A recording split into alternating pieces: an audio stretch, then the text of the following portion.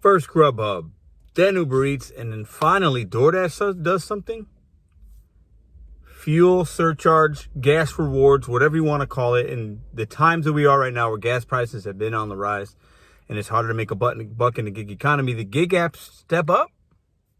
Or do they? Let's break it down. If you're not already done hearing about gas prices and what you can do, this video might be for you. I'll give you a different spin on it. My name is Pedro DoorDash Santiago, once again here with the RideShare Guy, and in today's video we're going to talk about what DoorDash and Uber did and Lyft and Grubhub, my opinion on it, and how I think it can affect you. Let's get right into today's video. Okay, so disclaimer, I've never driven for Grubhub, so I don't have a lot to say about that. From what I understand, I know that they were the first to have some kind of fuel surcharge based on mileage for each trip, additional money. Great. I do drive for Uber and DoorDash. So Uber, I'll put it here in my particular market. On the rideshare, they're giving you 55 cents more per trip and 45 cents more per delivery. And it's a fuel surcharge they're charging to the customer, and then we get 100% of that, 55 or 45 cents. In some markets, it's 45 and 35 cents. In mine, it's 55 and 45. Now, some people like this, some people don't. At the end of the day, this is my take on the Uber one. And then we'll get into DoorDash in a minute. It's not bad. We have to remember, if we're independent, we can work when we want. Especially with Uber, you turn on the app, you turn it off. There isn't, you can only drive 12 hours a day, which is a safety thing, which is smart. But there's no zones. You go make your money. You don't have to schedule. We're independent in that way. So we really shouldn't expect the company to do anything. So if they give us something, I look at it as a bonus. I don't expect them to do things. Now, I will say with these companies, and this will segue into DoorDash, they have to do something for PR for themselves and for their customers. Because what we have to realize, and what I've seen in my market and what a lot of people tell me on my channel is, Pedro, I'm actually making more money because there's less drivers, because a lot of the part-timers aren't going to drive right now because of gas costs. They don't feel like it's good enough. They can't make a profit. The profits are going down because they're putting more into gas. So people they're thinking more about how they're doing this gig work. So for the full-timers, or somebody like me, I work 30 hours a week on the gig apps. I'm already going to drive these miles. So I'm from Uber, I'm getting an extra 45 cents. That's it. Some people would say, well, now the customer might tip less. I really don't believe that to be true. I don't think the customer will really see or think about the 45 cents. And a customer that's not going to tip's not going to tip. A customer that's going to tip, a 45 cents fuel surcharge isn't going to sway their tip either way most of the time, I think. Now, DoorDash came in on the end of this, right? Lyft also did something with the rideshare part as well, or with the rideshare part as well. So all of these companies, one does something with the PR, you have to follow suit. But with DoorDash in particular, I've noticed in my market, like I said, I do majority DoorDash and some Uber Eats. I was making more money. My fuel costs went up about $25 a week more in fuel I was spending to make that same amount of money. But I was actually, in the last couple weeks, I've actually made about $50 to $70 more. So 25 in fuel costs, but I'm making, let's say, $50 more.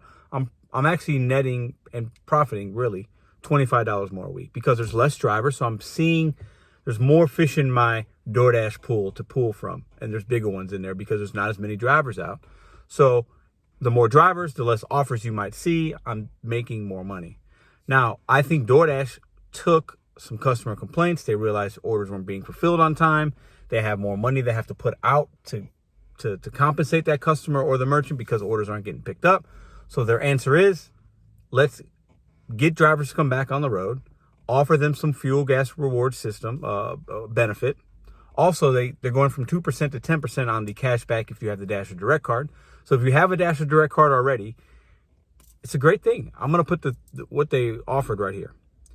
$5 for 100 miles or more. I think if you drive 175 or so, it's $10, and an extra $15 if you drive 225 miles in a week.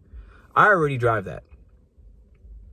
This isn't all miles, it's active miles. So when you see an offer for 5 miles on your phone from IHOP or from Chipotle, or a 10-mile offer from Walmart, that's the miles that they're calculating, okay? It's not for when you turn the app on, it's when you're actually going towards the store and then dropping it off. As soon as you drop it off, the mileage ends.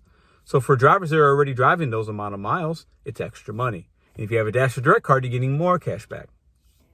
I see it as a positive.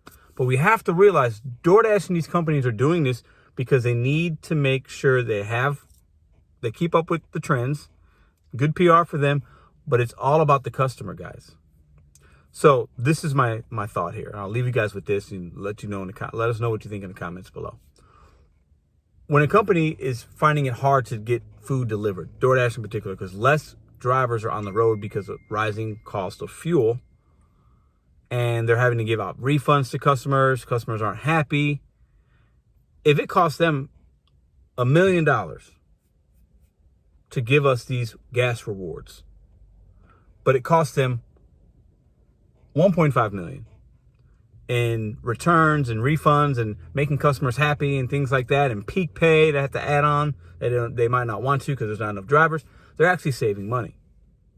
These big companies know what they're doing. They know what they're doing. For me, at the end of the day, a lot of drivers say, we want more, we want more, we want more. Well, we can't call ourselves independent, but then want some kind of assistance. It doesn't work like that. I almost forgot to add. With them giving us a fuel gas rewards, for DoorDash example, with the gas rewards in your market, in some markets, if you were busier in the last couple weeks, if more drivers are on the road now, that might mean more saturation. That might mean less money for you. So while some might be good about getting a $5, $10, $15, 10% cash back now on the Dash or Direct card, if you have it, you could sign up if you have a DoorDash app. It's in the earnings tab. This actually might cause us to make less money. But more customers will be serviced, which is good for DoorDash and good for the customer base. And maybe bigger picture, it's good for the overall brand. But for us, you might be making less money if there's more drivers on the road. And check out the links below if you want to be a DoorDash driver. Check out the Get Upside app. I use the app. It's fantastic. You get cash back on gas, which is, if you use that with your Dash or Direct card, you could be saving up to 40 cents a gallon. It's fantastic. And check out this video here, like I said earlier, about the habits and things you can do to save on fuel right now, whether you're a driver or a gig economy driver or whatever, because the fuel costs will go up and down, but it's going to continue to rise, I'm sure. See you guys in the next one.